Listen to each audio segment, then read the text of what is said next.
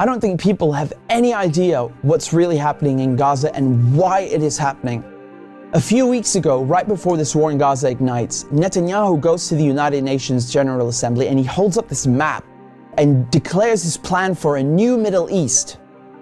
And people are going, what is this stupid line this guy's drawing with a red marker? What it is an economic corridor that stretches all the way from India to the United Arab Emirates, into Saudi Arabia, into Jordan, Israel, and then finally to the entire European continent. I mean, the United States at this point, seeing their influence starting to fade, seeing the relevance of the dollar recede after they stole $300 billion from Russia. You have all these spooks in Washington and Tel Aviv, running around desperately trying to counter BRICS and counter China's new Silk Road. And this is their answer. This is a rival to the new Silk Road. Remember, the ancient Silk Road is the largest, most important trade route in human history. This thing is enormous. It stretches all the way from China to Syria to the Mediterranean Sea. The Chinese know how important this thing is and they want to revive it. It is the future of world economics, trade, and politics. Within the span of a few weeks, Iran and Iraq have signed a railway deal. So now you have a rail link for the new Silk Road. And President Assad of Syria, who the West have been trying to isolate for over a decade, is now visiting China, the world's largest economy, and signing a strategic partnership. This is pivotal. So now the new Silk Road has rail access all the way to the Mediterranean Sea through Syria's port in Latakia. So not just land, but maritime trade. This is crucial. And as enormous and important as all of this is just one aspect. This is just one aspect. You still have the gas. How can we talk about the Middle East without talking about gas and oil? When the US instigated the Maidan coup in 2014, that wasn't just about NATO expansion and encirclement of Russia. This was about surrounding, controlling, and cutting off Russian gas to Europe. Russia is the country with the largest proven reserves of natural gas. Control Ukraine, and you control the pipelines that feed and supply Russian gas to Europe. For decades, you've had US politicians, Republican and Democrat, from every administration, openly saying on camera, we don't want Nord Stream. There will be no longer a Nord Stream 2. We will bring an end to it. You want to have pipelines that don't go through Ukraine and Russia. For years, we've tried to get the Europeans to be interested in different pipeline routes. It's time to do that. You want to depend more on the North American energy platform, the tremendous bounty of oil and gas that we're finding in North America. Lo and behold, Nord Stream 1 and 2 are blown up. I mean, this is without question the most egregious, the largest terrorist attack on European infrastructure in modern history. There are only 3 countries on this planet that can pull this off. They are Russia, Britain, and the United States. And let me tell you, it was not Russia. You combine that with the sanction packages from the European Union, banning Russian oil and gas. I mean, talk about shooting yourself in the foot.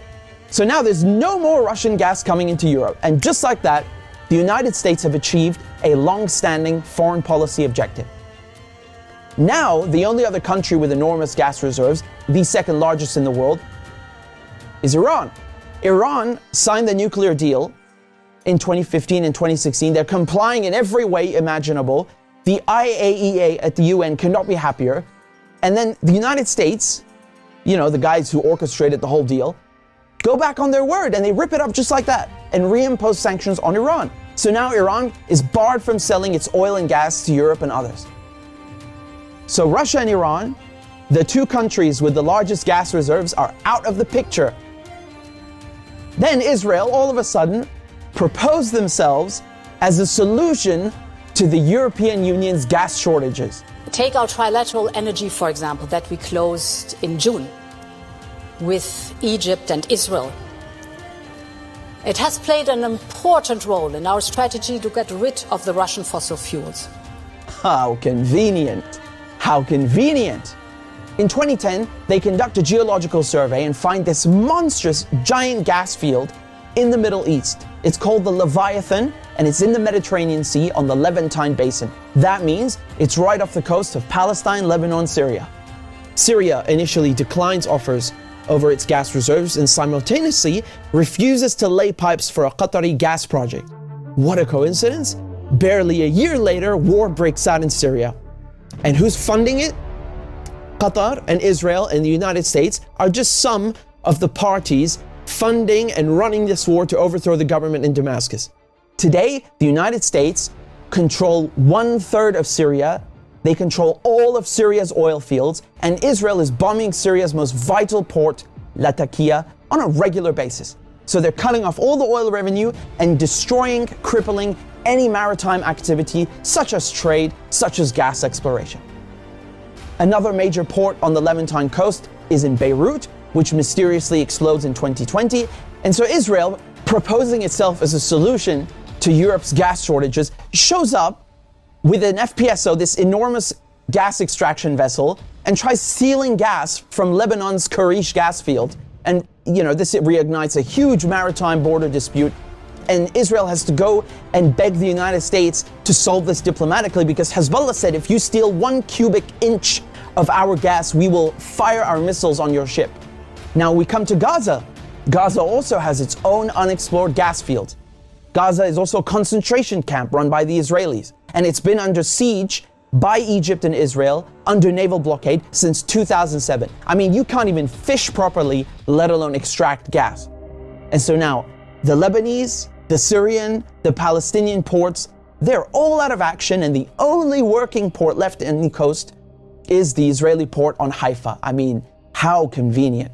This makes Israel the only one able to explore gas and implement an economic corridor like the one that Netanyahu held up at the UN. So in other words, Israel and the United States together killed off all the competition, stole their goods, and cornered the market. But as winter is approaching, Israel desperately needs to get that gas for Europe. But there's no stability. There can never be stability in the region without solving the Palestinian question. And so when Netanyahu shows up at the UN with his brilliant plan, the Israelis thought, oh, it's a done deal. They'll just get Saudi Arabia to normalize ties and thereby extinguish the Palestinian issue once and for all. And that is precisely why they are in Gaza slaughtering Palestinians like crazy, like they're in berserker mode.